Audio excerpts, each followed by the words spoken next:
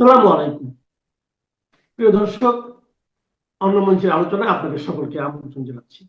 সুপ্রিয় দর্শক শ্রোতা মণ্ডলী, আপনারা এই মুহূর্তে আমাকে যে যেখান থেকে শুনছেন এবং পরবর্তীতে যে যেখান থেকে শুনবেন, আপনাদের সকলকে জানাই আমি আমার প্রাণঢালা অভিনন্দন এবং শুভেচ্ছা এবং কৃতজ্ঞতা জানাই সাবস্ক্রাইব করার জন্য, এবং অনুরোধ জানাই সাবস্ক্রাইব করুন চ্যানেলটিকে। হেডলাইন এবং ব্যানার দেখে আপনারা নিশ্চয়ই বুঝতে পারছেন যে আমি কি বোঝাতে চেয়েছি, যে মুজিব থেকে সজীব, তার মানে বঙ্গবন্ধু শেখ মুজিবুর রহমান থেকে ওনার দহিত্র সজীব ওয়াজেদ জয় পর্যন্ত বাংলাদেশ আওয়ামী লীগ। তো ঠিক এই জিনিসটায় যাওয়ার আগে আজকে আমি আপনাদের সাথে দুইটা বিষয়ে ছোট ছোট করে আলোচনা করে যাচ্ছি। একটা হচ্ছে যে আগামী, মানে আজকের দিনে, এই আজকের দিনে এই সন্ধ্যা 6টার ভেতরেই দিল্লিতে একটি সংবাদ সম্মেলন হবে, যেখানে বলা হচ্ছে যে আমাদের জননেত্রী শেখ হাসিনা সরাসরি উপস্থিত থাকবেন। কেউ কেউ বলছে হয়তো ভিডিও বার্তা, অনেক রকম। তবে আমার কাছে এই মুহূর্তে যেই নিউজটুকু আছে সেটা হচ্ছে যে উনি একটা ভয়েস রেকর্ডিং পাঠাবেন, এবং সেখানে ম্যাক্সিমাম সারা পৃথিবীর বিভিন্ন জায়গা থেকে যে সাংবাদিকরা হয়তো অনলাইনে যুক্ত হবেন। তার মানে হচ্ছে যে আপনার ওনারা জুম মিটিং হতে পারে কিন্তু কিছু, এবং দু চারজন হয়তো আওয়ামী লীগ নেতা যারা আছেন তারা ওই জায়গাটা থাকবেন, যে জননেত্রী শেখ হাসিনার যে ভিডিও বার্তাটি, এটা ভিডিও রেকর্ড, ভিডিও হতে পারে, আবার ভয়েস রেকর্ড হতে পারে। তবে আমার কাছে এই মুহূর্তে যা আছে তা হচ্ছে ভয়েস রেকর্ড। ভয়েস রেকর্ডই নাকি হবে, এটা বিশাল স্ক্রিনে দেখানো হতে পারে। আর যদি ভিডিও বার্তা হয় তাহলে তো সেটা হচ্ছে যে আপনার আমাদের সবচেয়ে বড় চাহিদার প্রাপ্তিটা হয়ে যাবে, যে ভিডিও বার্তায় ভিডিওতে ওনাকে দেখা গেছে। এইটা হয়তো আওয়ামী লীগকে বা আওয়ামী লীগ পরিবারকে, আওয়ামী লীগের তৃণমূল নেতাকর্মীদেরকে একটা উৎসাহ এনে দিতে পারবেন। এই যখন অবস্থা, তখন আসলে কালকের এই মিটিংয়ে কি হতে পারে? এখন পর্যন্ত যতটুকু জানা গেছে, এখন যেহেতু আমাদের হাতে আরো 7-8 ঘন্টার টাইম আছে, এখন পর্যন্ত যতটুকু জানা গেছে তাতে হয়তো 12ই ফেব্রুয়ারি ইলেকশন, বাংলাদেশের বর্তমান পরিস্থিতি এবং আওয়ামী লীগ নেতাকর্মীদের কি করণীয়, দেশবাসীর কি করণীয়, এইসব বিষয়ে হয়তো এখানে কিছু আলোচনা আমাদের নেত্রী করতে পারেন, বা কিছু দিক নির্দেশনা আমরা এখান থেকে পেয়ে যেতে পারি বলে আমার কাছে এই মুহূর্ত পর্যন্ত এতটুকু নিউজই আছে। এবং এর ভিতরে আপনারা জানেন যে 18 তারিখ আরেকটা হয়েছিল, সেখানে যদিও আমাদের নেত্রী কোনো ভিডিও ভাষণ বা কোনো কথাই বলেননি, সেইখানে আমাদের 4-5 জন নেতা আওয়ামী লীগের তারা কথা বলেছেন, এবং এই কথা বলার পরে কিছু কিছু নেতা সম্বন্ধে অনেকেই বাজে কথাবার্তাও বলা হচ্ছে। সত্য মিথ্যা ভাই সেটা হচ্ছে পরের কথা। তবে আমি এই মুহূর্তে কোনো নেতার বিরুদ্ধে বা কোনো কর্মীর বিরুদ্ধে কিছু বলতে রাজি নই। কারণ হচ্ছে যে আমার চেয়ে আমার নেত্রী অনেক বেশি বুঝেন, ভালো বুঝেন, এবং ওনার কনসার্ন ছাড়া হয়তো কেউ এগুলো করতে পারেনি বলে আমার দৃঢ় ধারণা বা বিশ্বাস। বাকিটা আপনাদের বিষয়। যেমন আপনার পররাষ্ট্রমন্ত্রীকে নিয়ে যারা কথা বলেছেন, তাদের উদ্দেশ্যে বলি যে উনি তো পররাষ্ট্রমন্ত্রী গতকাল আমাদের মাননীয় নেত্রীর সাথে দেখা করেছেন, এবং দীর্ঘ 1.5 ঘন্টার একটি বৈঠক হয়েছে। তাহলে ওনার সাথে কি বৈঠক হলো, কেন দেখা করলেন বা কি হলো, সেটা ওনারাই ভালো জানেন, যেহেতু আমরা বাইরে থেকে কিছুই জানি না। তবে নিউজটা 100% কনফার্ম যে উনি দেখা করেছেন, কথা হয়েছে, তো ওনারাই ভালো বলতে পারবেন। তো যাক সে কথা। তো এ তো গেল আজকের যে আমাদের নেত্রীর যে আপনার কনফারেন্স, যেটা আর কি সাংবাদিক সম্মেলন বা কনফারেন্স যেটাই বলেন। আর দ্বিতীয় যে জিনিসটা সেটা হচ্ছে যে গতকালকে সারাদিনে বিভিন্ন পত্রপত্রিকায় লেখা হচ্ছে যে ওয়াশিংটন টাইমে একটা ভয়েস রেকর্ড পেয়েছে, ওনারা যে জামাতকে সরকার ক্ষমতায় আনতে চায়, সরকার তো না, আমেরিকা ক্ষমতায় আনতে চায়, এই সেই। তো এই বিষয়ে আমার আসলে একটা কথাই আছে, সেটা কি জানেন? এই যে আপনার শাহ আছে না, এই ইরানের যে শাহ, শাহকে শাহ যখন চলে যায় আমেরিকাতে, এরপরে আপনার ফ্রান্স থেকে যখন খামেনি আসে, তাকে কিন্তু এনেছিল কিন্তু আমেরিকান এয়ারলাইন্সে। আমেরিকান এয়ারলাইন্সই এখানে নিয়ে এসেছিল। এর পরের ঘটনা আপনারা সবাই জানেন, আস্তে আস্তে আমেরিকান এম্বাসি জ্বালানো থেকে শুরু করে সব কিছু। আফগানিস্তানেও মৌলবাদীদের প্রথম ওনারাই আনেন। আমেরিকা। মৌলবাদীদের যুদ্ধ আমেরিকা। আবার এই যে এখন যারা আছেন তালেবান, এদের সাথে মিটিং করে আবার দেশটাকে দিয়ে যায় আমেরিকায়। সিরিয়াতে সেম, এরপরে লিবিয়া সেম, ইরাক একই ঘটনা। আইএস তৈরি করে আমেরিকা, আইএস দমন করে আমেরিকা। তারা কখন কিভাবে করবে এটা একদিন দুই দিনে না, এটা বিশাল একটা পরিকল্পনা থেকে 5 বছর 7 বছর 10 বছর 15 বছর।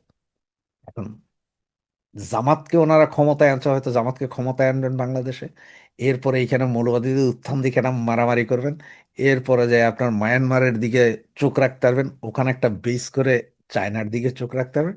সবই বাবা আমেরিকার খেলা। সুতরাং এখানে ওই যে ভয়েস রেকর্ড বা এটা এটা বহুবার বলে আসছি যে জামাত আমেরিকার তৈরি, ক্ষমতায় জামাতকে আনার চেষ্টা আমেরিকা কোমর বেঁধেই করবে, এর কোনো বিকল্প নেই। সুতরাং যার বন্ধু আমেরিকা তার কিন্তু শত্রুর দরকার হয় না, এটা হচ্ছে বুঝার বিষয়। তো চলুন যাক আমরা সজীব ওয়াজেদ জয় বিষয়ে কথা বলি, বা মুজিব থেকে সজীব। সজীব ওয়াজেদ জয়ের গত 17 বছরের বিভিন্ন বক্তৃতা বা ইয়ে নিয়ে অনেক কথাবার্তা আছে, ট্রলিং হয়েছে, যেমন কি 10,500 না জানি 11,500 এরকম কোনো একটা কথা নিয়ে, আমার সঠিক আসলে মনে নেই। তো এই বিষয়টা যাওয়ার আগে আমি একটা কথা বলি আপনাকে, এটা আমার নিজের জীবনের। আমার ছেলে 13 বছর চট্টগ্রাম শহরেই বড় হয়েছে। তো ওকে যখন স্কুলে ভর্তি করা হয় তখনই চট্টগ্রাম শহরের ইংলিশ মিডিয়াম স্কুলে পড়ালেখা করানো হয়েছে।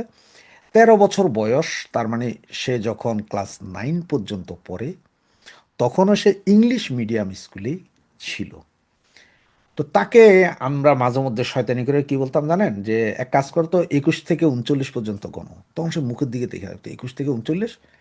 ও বলতো 21টা কি, 21টা কি, যদি আপনি বইলা দেন যে 21টা মানে 21, সে 21 থেকে এবার 201 পর্যন্ত গয়না দিবে, কোনো সমস্যা নেই ইংলিশে। তো যেই না বাংলায় বলবেন আর পারবে না। আর যদি বলেন যে ঠিক আছে 21ই হচ্ছে যে 21, এবার তুমি গণ, খুব কষ্ট করে সে হয়তো 21, 22, 23, 24, 25, 26 পর্যন্ত যাইতে পারে, এরপর আর মিলাইতে পারে না। আর বাকি যে দুইটা আছে পিচি পিচি, ওদের জন্মই বিদেশে, কিন্তু বাংলা কথা আমাদের সাথে সারাক্ষণ বলে। তো যেমন আমি বললাম যে ঠিক আছে ওকে খোদা হাফেজ আমি বাইরে যাচ্ছি, তো ওরা ওকে, আমি গেলাম, যাই যখন ঘুরে আসলাম ভাইয়ে, ওই দৌড়ে আসি, আব্বু তুমি যাইছো, মানে বুঝছেন, আসছো এটা আর বলতে পারে না, যাইছো। ওই যে যাই বলছি, যাইছো, খাইছো, মানে বাংলা ভাষার অবস্থা এরকম। কিন্তু কিছু কিছু বলতে পারে, যা বলতে পারে সেগুলো আপনারা কিন্তু 1 2 গুনতে পারবেন না তারা। অন্য বাকি অনেক কিছুই বলতে পারে, বাংলার অনেক কিছুই বলতে পারে, যদিও ভাষা ঠিক হয় না, কিন্তু বলতে পারে। তো আমি মাঝে মধ্যে ওদেরও বলে এরা হচ্ছে বাংলিশ। তো সজীব জয় সারা জীবনের বেশিরভাগ সময় পড়ালেখার পুরো সময়টা আপনার বিদেশে কাটিয়েছে। সুতরাং বাংলা ভাষার জড়তা আছে। যেমন আমি প্রথমে বিদেশ আসার পরে 17 বছর পরে যখন বাংলাদেশ যাই, তখন আমি বাসা থেকে বেরোয়, আমার এক ফ্রেন্ড ছিল, তাকে নিয়ে যখন বেরিয়েছি প্রচণ্ড গরম ছিল, প্রচণ্ড গরম মানে আমরা শীতের দেশে ছিলাম, 30 ডিগ্রি টেম্পারেচার, মানে বুঝেন আমার অবস্থা। একটা ছোট পানির বোতল নিয়ে আমি বের হয়ে সারা চট্টগ্রাম শহর ঘুরছি। এবার যারা চট্টগ্রাম শহর চেনেন, রেয়াজদিন বাজার, মানে আপনার রেয়াজদিন বাজারের মুখে যে ব্রিজটা আছে, ব্রিজটার নিচে এই পার থেকে ওই পারে যাব, আমি দাঁড়ায় আছি, ওরা পার হয়ে গেছে, আমি দাঁড়ায় আছি, এবং আমার চিন্তা হচ্ছে সিগন্যাল লাইট জ্বলবে তারপর না আমি পার হবো, গাড়িতে চলতেছে। পরে ওরা সব হাসাহাসি করে আইসা আমার ধরে নিয়ে গেল, আমার কিন্তু ভয় লাগতেছিল, কিন্তু আমি চিটাঙের বড় হওয়া, ওই জায়গার বড় হওয়া ছেলে, আমার কাছে হঠাৎ এটা অভ্যাস। আর ওই যে বোতলটার কথা, সেই বোতল আমি ওখান থেকে ঘুরে যখন বাসায় চলে আসছি, তখন আমার ফুফাতো ভাই ছিল সাথে, সে বলতেছে কি রে ভাইয়া তুমি বোতল এটা নিয়ে, তো পানি শেষ, তুমি বোতল এটা নিয়ে, আমি যে কোথাও তো বিন পাইলাম না আমি ফেলার জন্য। অভ্যাস মানুষের দাস, অভ্যাস হয়ে গেছে। তো ঠিক সজীব ওয়াজেদ জয়ের ক্ষেত্রেও সেম কাহিনী, বা সাইম ওয়াজেদ পুতুলের ক্ষেত্রেও সেম কাহিনী। বাংলায় হয়তো আমাদের চুটুল রাজনীতি ওনারা বুঝেন না, বা চুটুল রাজনীতি হয়তো শিখেন নাই, যার কারণে এই অবস্থা। তবে গত 3 4 দিন আগে আল জাজিরার সেই ইংলিশ ভাষণটা তো শুনেছেন, সেটা কিন্তু আমার দ্বারা আবার ওই যে মোংলা মাসুদ বা আপনার ভাইরাল সিদ্দিকের ইংলিশ না, বা তারেক জিয়ার ইংলিশও না। তবে হ্যাঁ, তারেক জিয়ার মেয়ে আবার কিন্তু খুব ওয়েল অ্যান্ড গুড ইংলিশ বলে, কারণ হচ্ছে সে এখানে পড়ালেখা করছে। 2 4 5 বছর এখানে যারা পড়ালেখা করে তাদের ভোকাবুলারি অন্যরকম হয়ে যায়। যেটাতে আমি আজকে 9 বছর ইংল্যান্ডে থেকে আমি যা পারছি, সেখানে 3 বছর কোনো একটা ছেলে যখন পড়ালেখা করে, অরিজিনাল পড়ালেখা, তার ভোকাবুলারি আমার 1 কোটি গুণ ভালো হয়, এটা বুঝতে হবে। তো সজীব জয়ের একটা কথাই কিন্তু আমার খুব মজা লেগেছে, সেটা কি জানেন? আপনারা যদি একটু চিন্তা করেন, এই জিনিসটাই কিন্তু আমরা আসলে তুলে আনা উচিত ছিল গত 17 মাসে। বারবার বলা হচ্ছে শেখ হাসিনা হত্যা করেছে, মানুষ হত্যা, এই সেই। আসলে যদি শেখ হাসিনা যদি হত্যা করতে চাইতেন তাহলে উনি ক্ষমতায় থাকতেন আজকে।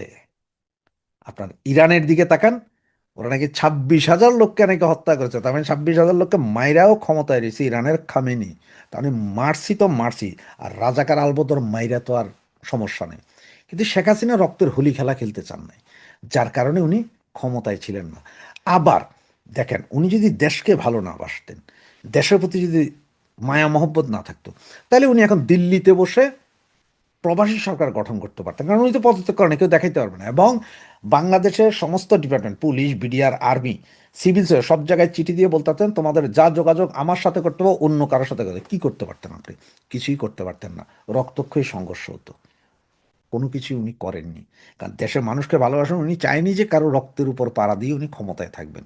যার কারণে উনি ওই দিন 5 তারিখ দেশ ত্যাগ করেছিলেন। আপনাদের দাবিটা কি জানি ছিল? ওটা না মেধা। এই যে এখন হাদি মারা গেল, একটা কথা বলি আপনাকে, হাদি মারা গেছে, হাদির ওয়াইফকে যদি 5 কোটি টাকার এফডিআরও করে দেয়, আমার কিছু বলার নেই।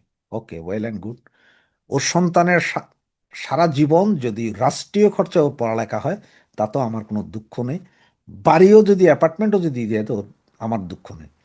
কিন্তু সেটা না করে হাদির 6 ভাইয়ের বোনের জন্য এত কিছু করার কি দরকার? হাদির ভাইকে কি কারণে লন্ডন পাঠানো হচ্ছে? কি এমন কাহিনী আছে? এটা তো অবস্থা এমন কিছু কি জানেন, যার বিয়ে তার খবর নাই, পাড়াপড়শির ঘুম নাই। হাদির বউয়ের জন্য কিন্তু কিছুই দেওয়া হয়নি, সন্তানের জন্য কিছু দেওয়া হয়নি, এটা আপনারা একটু খোঁজ নিয়ে দেখেন, কিছুই করা হয়নি। কিন্তু ভাইয়ের জন্য, বোনের জন্য কেন? ও ভাই কি করছে? ওর বোনে কি করছে? এর বাপে কি করছে? ঠিক আছে, আমি দূরে ধরলাম বাপ পর্যন্ত, ঠিক আছে, বাপে কিছু, বাপের হয়তো কিছু পয়সা করে দিত, ভাইরে ব্রিটেন পাঠাইতে হবে কেন? এগুলো হচ্ছে যে কোটা। আর সজীব জয়ের ক্ষেত্রে যেটা বললাম, যে সজীব জয়ের এই ভিডিও কনভারসেশন বা ইন্টারভিউটা ওয়েল অ্যান্ড গুড, 100%। তবে আমার কাছে একটা জিনিস লাগে কি জানেন, যে আসলে বাংলাদেশে নোংরা পলিটিক্সে এসে এই ছেলে বা মেয়েগুলো টিকবে কিনা। কারণ এরা তো বাংলাদেশের মতো এত নোংরা পলিটিক্সের বা নোংরা জায়গায় মানুষ হয়নি, মানুষ হয়েছে ভালো জায়গায়। ব্রিটেনে আছে পৃথিবীর সবচেয়ে বিখ্যাত ইউনিভার্সিটি, ওখানে বাবা মা দাদা দাদি দিয়া ইন্টারভিউ দিয়ে ঢুকতে হয়। সেই জায়গায় এসে এত প্রচণ্ড রকম পড়ালেখা করার পরে এই চিটিং বাটপারদের সাথে টিকবে কি না, সেটা নিয়ে আসলে আমার প্রচণ্ড সন্দেহ আছে, যে এদের সাথে উনি পারবেন কিনা। তারপরে চাই, ঠিক আছে, অনেকেই বলছেন যে আমাদের নেত্রী হয়তো অবসরে যাবেন, তো অবসরে গিয়ে হয়তো সজীব জয়ের হাতে বা সাইমো ওয়াজেদ পুতুলের হাতে দিতে পারেন। তো আমার মনে হয় যেন এটা আরও 10 বছর আগ থেকে ওদেরকে ওভাবে ট্রেন করে ওঠানো উচিত ছিল, সমস্ত কিছুতে ট্রেন করে ওঠানো। যদিও ট্রেন করতে পারে নাই বা করে নাই, এই জায়গায় আওয়ামী লীগ বিএনপির চেয়ে পিছিয়ে আছে। কারণ খালেদা জিয়া জীবিত অবস্থায় তারেককে ট্রেন করেছে, তারেক জীবিত অবস্থায় তারেকের মেয়েকে ট্রেন করছে, এটা। সুতরাং দেখি যে আমরা কিভাবে কি হয়। তবে আজকে আমাদের নেত্রী কি বলেন সেটার উপর নির্ভর করছে, এবং আওয়ামী লীগ কোন পথে আগাবে সেটার উপরও সব কিছু নির্ভর করছে। তো দেখা যাক কি হয়। আসসালামু আলাইকুম রহমতুল্লাহি ওয়া বারাকাতুহু। সম্মানিত দর্শক, বিষয়গুলো নিয়ে সামাজিক মাধ্যমে বেশ খোলামেলা আলোচনা হচ্ছে। আর মূলধারার যে গণমাধ্যম, সেখানে যে সকল আকার ইঙ্গিতে খবর প্রকাশিত হচ্ছে, তাতে করে স্পষ্টতই বোঝা যাচ্ছে মার্কিন যুক্তরাষ্ট্র বর্তমান ডক্টর মোহাম্মদ ইউনূস সরকারের উপরে একটি ইনক্লুসিভ নির্বাচনের জন্য বেশ চাপ প্রয়োগ করছেন। আপনারা যদি গত কয়েক মাসের খবরাখবর দেখেন, তাহলে দেখবেন যে ডক্টর মোহাম্মদ ইউনূসের নিরাপত্তা উপদেষ্টা জনাব খলিলুর রহমান দিল্লি সফর করেছেন তারপর তিনি কাতার সফর করেছেন এবং আমেরিকা সফর করেছেন একাধিকবার। এর বাইরে মার্কিন যুক্তরাষ্ট্রের বেশ গুরুত্বপূর্ণ বেশ কয়েকজন কূটনীতিবিদ তারা বাংলাদেশ সফর করেছেন এবং সরকারের অতি গুরুত্বপূর্ণ ব্যক্তিদের সঙ্গে ক্লোজ ডোর বৈঠক করেছেন। এর বাইরে আমরা যেটা দেখেছি, ইউরোপীয় ইউনিয়ন, মার্কিন রাষ্ট্রদূত এবং অন্যান্য গুরুত্বপূর্ণ দেশের যারা রাষ্ট্রদূত তারা চরকির মতো ঘুরে বেড়াচ্ছেন। জামাত, তারেক রহমান সাহেব, তারপর ডক্টর মোহাম্মদ ইউনূস, তাদের সবার সঙ্গে সিরিজ অফ বৈঠক তারা করার পর এরা আবার সদল বলে দিল্লিতে বৈঠক করতে যাচ্ছেন। কার সঙ্গে যাচ্ছেন, কি কারণে যাচ্ছেন, এগুলো নিয়ে নানা রকম বিতর্ক হচ্ছে এবং সবাই বলার চেষ্টা করছেন যে আমেরিকা একটি ইনক্লুসিভ নির্বাচন চাচ্ছে এবং সেখানে যে কোনো মূল্যে হোক আওয়ামী লীগের অংশগ্রহণ করানো বাধ্যতামূলক করার জন্য তারা জোর চেষ্টা চালাচ্ছে। এখন পরিস্থিতি যেভাবে চলছে এই মুহূর্তে এটা কি করে সম্ভব? এর কারণ হলো নির্বাচনের তফসিল ঘোষণা হয়েছে, আজকের দিন পর্যন্ত প্রতীক বরাদ্দ হয়ে গেছে এবং নির্বাচনের ট্রেন্ড ঠিকমতো চলছে। সেই নির্বাচন কিভাবে হবে না হবে সেটা পরের ব্যাপার। প্রথমত হলো যে সরকারের পক্ষ থেকে সর্বশক্তি দিয়ে নির্বাচন অনুষ্ঠান করানোর চেষ্টা করা হচ্ছে, আর রাজনৈতিক দলগুলো যারা প্রার্থী তারাও যার যার অবস্থান থেকে প্রচার এবং প্রোপাগান্ডা শুরু করেছেন। তো এই অবস্থাতে কিভাবে আওয়ামী লীগের সঙ্গে রিকনসিলিয়েশন সম্ভব, কি করে আওয়ামী লীগকে এই নির্বাচনে অংশগ্রহণ করানো সম্ভব, এগুলো নিয়ে আকার ইঙ্গিতে আলোচনা হচ্ছে। যারা একটু সাহসী তারা বলার চেষ্টা করছেন যে ঠিক আছে নির্বাচনটা পিছিয়ে দেওয়া হোক, আবার কেউ কেউ বলার চেষ্টা করছেন যে ঠিক আছে নির্বাচনে যারাই ক্ষমতায় আসুক তারা নির্দিষ্ট সময়ের পর 3 মাস বা 6 মাস পরে আওয়ামী লীগকে রিকনসিলিয়েট করে যদি একটি ইনক্লুসিভ নির্বাচন দেওয়া হয় তাহলে সেটা হতে পারে। তো এগুলো নিয়ে আলাপ আলোচনা হচ্ছে। এখন যারা প্রশ্ন করেন তাদের বক্তব্য হলো যে যেখানে আওয়ামী লীগ নিজ মুখে একাধিকবার বলেছে যে তাদেরকে মার্কিন যুক্তরাষ্ট্রের ডিপ স্টেট পলিসির দ্বারা ক্ষমতাচ্যুত করা হয়েছে এবং জুলাই আগস্টে রাজপথে যা কিছু ঘটেছে সেখানে ম্যাটিকুলার ডিজাইন ছিল এবং সেই ডিজাইনের মাধ্যমে জনগণকে উস্কে দেওয়া এবং এই বিপ্লবটিকে মিসহ্যান্ডেল করার জন্য বা গণ অভ্যুত্থানটিকে সরকার পতনের দিকে নিয়ে যাওয়ার জন্য যে সকল ডিজাইন করা হয়েছে তার সঙ্গে আমেরিকার একটা যোগসাজশ ছিল। আমরা বিভিন্ন আকারের বুলেট, বিভিন্ন আকৃতির আগ্নেয়াস্ত্র সহ ওয়েস্টিন হোটেলে সেই আমেরিকার যে সামরিক কর্তা তাদের মরে যাওয়া বা মারা যাওয়া বা তাদেরকে মেরে ফেলা হোয়াট এভার মেবি, এই ঘটনা নিয়ে নানা রকম প্রতিবেদন দেখেছি এবং কোনো রকম ময়নাতদন্ত ছাড়া সেই লাশ আমেরিকার একজন কর্নেল, সেনাবাহিনীর একজন কর্নেল যিনি দীর্ঘদিন যাবৎ বাংলাদেশে গোপনে দায়িত্ব পালন করছিলেন, তার সেই তৎপরতা নিয়ে নানা রকম কথাবার্তা বলা হচ্ছে। তো সেক্ষেত্রে এরকম যে মিলিটারি অপারেশন, সামরিক অপারেশন আমেরিকার পক্ষ থেকে চালানো হয়েছিল, যেটিকে মানে যাকে বলা হয় কি বলবেন আপনি, তো সেটা কিভাবে চালিয়েছে তারা ভালো বলতে পারবে। এটি নিয়ে নানা রকম স্পেকুলেশন রয়েছে। 2 নম্বর হলো যে পলিটিক্যাল যে বিষয়গুলো খোলামেলা আলোচনা হচ্ছে সেটা হলো সেন্ট মার্টিন নিয়ে, আমেরিকা থেকে সেই অস্ত্র কেনা নিয়ে, তারপর রোহিঙ্গা ইস্যু নিয়ে আমেরিকাকে করিডোর দেওয়া ইত্যাদি নানা বিষয় নিয়ে আমেরিকার চাপ ছিল শেখ হাসিনা সরকারের প্রতি এবং শেখ হাসিনা সরকার সেগুলো গ্রহণ করেননি বলে আওয়ামী লীগের যারা লোকজন তারা দশমুখে প্রচার করে যাচ্ছিল। তো সেই দিক থেকে America versus Sheikh Hasina, America versus Awami League এই সম্পর্কটি স্বাভাবিক হওয়ার কথা নয়।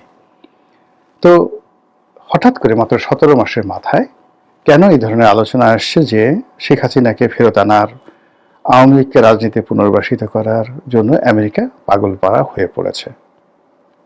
এটা $মিলিয়ন প্রশ্ন।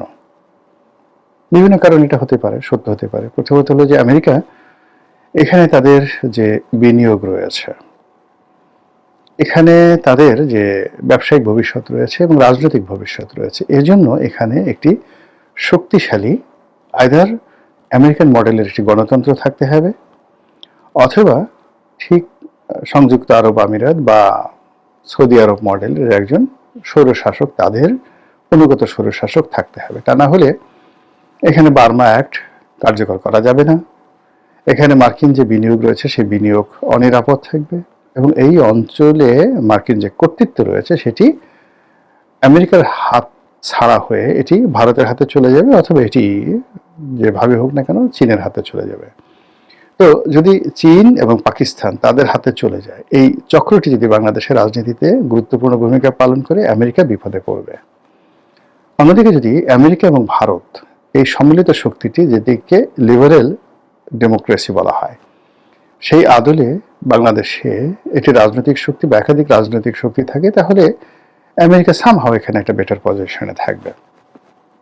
তো গত 17 মাসে আমাদের দেশে যা কিছু হয়েছে তা আমেরিকার জন্য সুখকর নয়। আমেরিকা যা চেয়েছে, যা স্বপ্ন দেখেছে, যা করতে চেয়েছে, তার একটি হয়নি। অধিকন্ত যেভাবে রাজনীতি এগোচ্ছে এবং যেভাবে বাংলাদেশের অর্থনৈতিক সমস্যা বেড়ে যাচ্ছে, তাতে করে এই সরকারের পেছনে যদি আমেরিকার, অর্থাৎ বর্তমান ইউনিট সরকারের পেছনে যদি আমেরিকার কোনো মৌন সমর্থন থাকে, সেটি তাদের জন্য গলার কাটা হবে।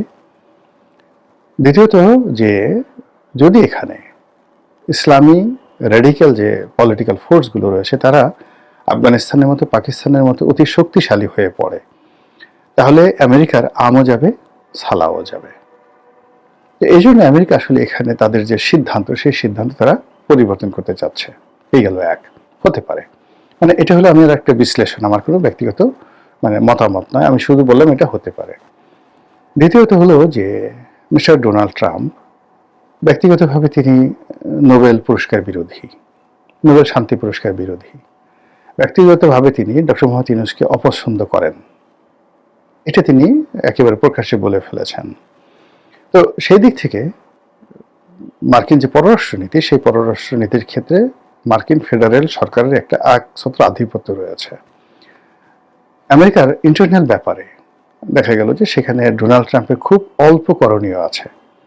সেখানের জুডিশিয়ারি এতটা স্ট্রং, সেখানকার যে গভর্নরের অফিসগুলো আরও স্ট্রং, যেখানে কাউন্সিল রয়েছে, সিটি কর্পোরেশন রয়েছে, সেখানে সিটি কর্পোরেশনে অল ইন অল, যেমন নিউ ইয়র্কের মেয়র, শিকাগোর মেয়র, তারা যথেষ্ট শক্তিশালী।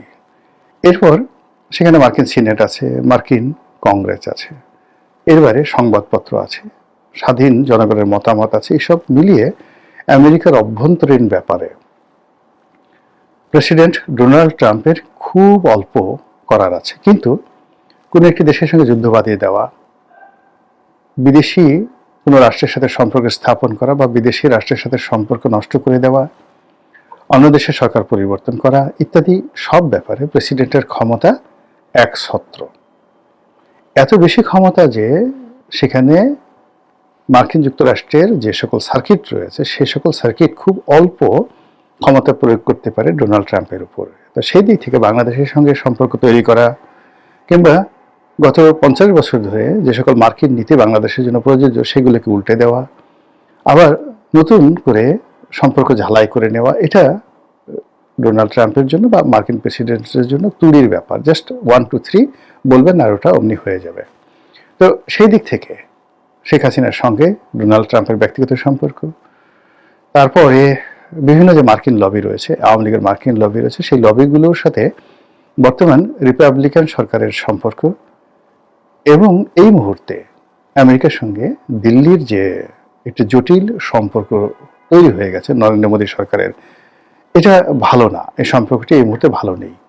তো সেক্ষেত্রে যদি নরেন্দ্র মোদীকে, শেখ হাসিনাকে অ্যাবসলিউটলি স্বাধীন করে দেওয়া হয়, তো আওয়ামী লীগের যে ব্রুট মেজরিটি রয়েছে, ভোট রয়েছে, তাদের কর্মী সমর্থক রয়েছে, তারা যদি পলিটিক্যালি একটা ভালো অবস্থানে চলে যায় আগামীতে, সেক্ষেত্রে আমেরিকা জাস্ট একটা জাত শত্রু হিসেবে বাংলাদেশের সব ক্ষেত্রে অপাঙ্ক্ত হয়ে পড়বে। তো এই ঝুঁকি তারা নিতে চাচ্ছে না বা নেবে না, এটা স্বাভাবিক। এবং সেই কারণে আওয়ামী লীগের বিভিন্ন স্তরের সঙ্গে তাদের যোগাযোগ, শেখ হাসিনার সঙ্গে তাদের যোগাযোগ অস্বাভাবিক নয়। আর আগে যেগুলো বললাম যে এই মুহূর্তে বাংলাদেশ যেভাবে দক্ষিণপন্থার দিকে এগোচ্ছে, এটা আমেরিকার জন্য হুমকি। এরপর চীন এখানে যেভাবে প্রাধান্য বিস্তার করছে তা তারা চাচ্ছে না। থার্ডলি হলো ডক্টর মোহাম্মদ ইউনূস বা বর্তমান সরকারকে দিয়ে তাদের যে সকল আশা ভরসা পূর্ণ হওয়ার কথা ছিল সেগুলো হচ্ছে না। তো সব মিলিয়ে আওয়ামী লীগকে পুনর্বাসন করা, শেখ হাসিনাকে ফিরিয়ে আনা, সজীব ওয়াজেদ জয়কে ফিরিয়ে আনা, বাংলাদেশে আবার সেই জয় বাংলার রাজত্ব চালু করা, এটা আমেরিকার পলিসিতে যদি রাতারাতি পরিবর্তন হয় আমি আশ্চর্য হব না। এর কারণ হলো আমেরিকা তার প্রয়োজনে চোখ মুখ বন্ধ করে 1 মিনিটের চোখ উল্টাতে পারে। ইংল্যান্ডের সাথে সে এখন যে কাজগুলো করছে, ইংল্যান্ডের সাথে তার শত শত বছরের সম্পর্ক, সেই সম্পর্ক তারা একেবারে চোখ উল্টে ফেলেছে। এবং সামনে যে যে যুদ্ধ আসে, অর্থাৎ গ্রিনল্যান্ড নিয়ে যদি ডেনমার্কের সঙ্গে আমেরিকার যুদ্ধ হয়, সেই যুদ্ধে ইংল্যান্ড ইউরোপের পক্ষে থাকবে এবং আমেরিকার বিরুদ্ধে তারা যুদ্ধ ঘোষণা করতে বাধ্য হবে। এবং ফ্রান্সের সাথে এখন তাদের মানে রীতিমতো দাকুমরার সম্পর্ক যাচ্ছে। ভেনেজুয়েলার সাথে যেরকম সম্পর্ক ঠিক সেরকম সম্পর্ক যাচ্ছে। কানাডার সাথেও কিন্তু তাদের সম্পর্ক ভালো না। কানাডা এরকম একটা রাষ্ট্র যাদের সঙ্গে আমেরিকার সম্পর্ক ঐতিহাসিক, সেই কানাডাকে এখন তারা দখল করতে চাচ্ছে। আবার সিরিয়ার দিকে তাকান, সিরিয়ার এখন যে আল সারা যিনি রয়েছেন প্রেসিডেন্ট, তো তিনি আমেরিকাতে নিষিদ্ধ ছিলেন, সন্ত্রাসী তালিকাভুক্ত ছিলেন। সিরিয়া যে রাষ্ট্রটি, সে রাষ্ট্রটিও সন্ত্রাসী তালিকাভুক্ত ছিল। রাতারাতি সময়ের প্রয়োজনে তারা আল সারাকে নিয়ে গেছেন, সেখানে সংবর্ধনা দিয়েছেন, তার স্ত্রী কয়জন এটা নিয়ে আলাপ আলোচনা করেছেন, ঠাট্টা মশকরা করেছেন। এরপর তাকে একেবারে কালো তালিকা থেকে বাদ দিয়ে সিরিয়াতে এখন তারা সর্বোচ্চ বিনিয়োগ করার চেষ্টা করছেন। This is America. তো তারা সবকিছু করতে পারে, শত্রুকে বন্ধু বানাতে পারে, বন্ধুকে শত্রু বানাতে পারে। তারা কারোর কাছে জবাবদিহি করে না, করতে বাধ্য নয়, আর এটা নিয়ে তাদের কোনো লাজ লজ্জা আছে বলে মনে হচ্ছে না। কাজেই রাতারাতি তারা যদি ডক্টর মোহাম্মদ ইউনূসকে বা তার সহযোগী যারা আছেন তাদের সবাইকে ভুলে গিয়ে, তাদেরকে পিছনে ফেলে দিয়ে তারা যদি আবার শেখ হাসিনাদের সম্পর্ক স্থাপন করে, এটা অস্বাভাবিক কি? তারা তালেবানের সাথে সম্পর্ক করেনি? তারা কি তালেবানের সঙ্গে চুক্তি করে সেই তাদের দীর্ঘদিনের হামিদ কারজাই, আশরাফ থানি যে গং রয়েছে তাদেরকে একেবারে যাকে বলে মৃত্যুর মুখে ঠেলে দিয়ে, এমনকি তাদের যে মিত্র ভারতকে মৃত্যুর মুখে ঠেলে দিয়ে ভারতের মিনিমাম $10 বিলিয়ন এই আফগান যুদ্ধে তারা লস করেছে আমেরিকার জন্য। তো তারপর তারা সেখানে চলে গেছে, আফগানিস্তান ছেড়ে চলে গেছে এবং তাদের সব যুদ্ধ বিমান, কামান, গোলা বারুদ কিচ্ছু তারা নিয়ে যেতে পারেনি। অল আমেরিকার যে সকল অস্ত্রশস্ত্র রয়েছে আধুনিক প্রযুক্তির, এখন সেগুলো দিয়ে আফগানিস্তান পাকিস্তানকে হুমকি দিচ্ছে। এমনকি সেগুলো দিয়ে আফগানিস্তান এখন ইচ্ছে করলে রাশিয়ার সাথে যুদ্ধ করতে পারে। আবার সেই আফগানিস্তানে তারা ঢোকার চেষ্টা করছে। তো এই হলো আমেরিকার অবস্থা। তো সেই দিক থেকে আওয়ামী লীগ নিয়ে যা কিছু শোনা যাচ্ছে, বিশ্বাসও করার দরকার নাই, অবিশ্বাসও করার দরকার নেই, জাস্ট নজর রাখেন। মহান আল্লাহ আমাদের সবাইকে হেদায়েত দান করুন এবং হেফাজত করুন। আসসালামু আলাইকুম ওয়া রাহমাতুল্লাহি ওয়া বারাকাতুহু।